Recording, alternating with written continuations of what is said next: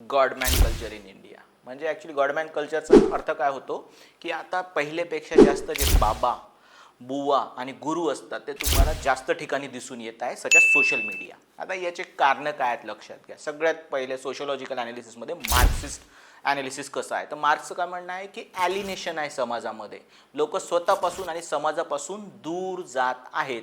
तर अशा वेळेस इंटिग्रेशनसाठी ते धर्माचा किंवा अशा गॉडमॅनचा वापर करतात.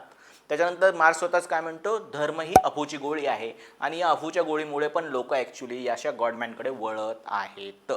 दुसरं सिमिलर रिझन आहे की डरकाईमनी दिलेलं की ॲनोमी आहे समाजामध्ये, प्रमाणशून्यता आहे, मूल्यहीनता आहे. तर अशा वेळेस ॲक्च्युली लोक मूल्य किंवा अर्थाच्या शोधामध्ये कोणाकडे जातात, धर्माकडे किंवा गॉडमॅनकडे जात आहेत.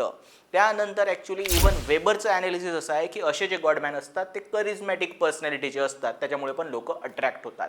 आणि त्याच्यानंतर आपण असं पण म्हणू शकतो की आता मीडिया किंवा सोशल मीडियाचा वापर खूप जास्त होत आहे आणि 24/7 चॅनल्स आलेले आहेत आणि रील्स आलेले आहेत.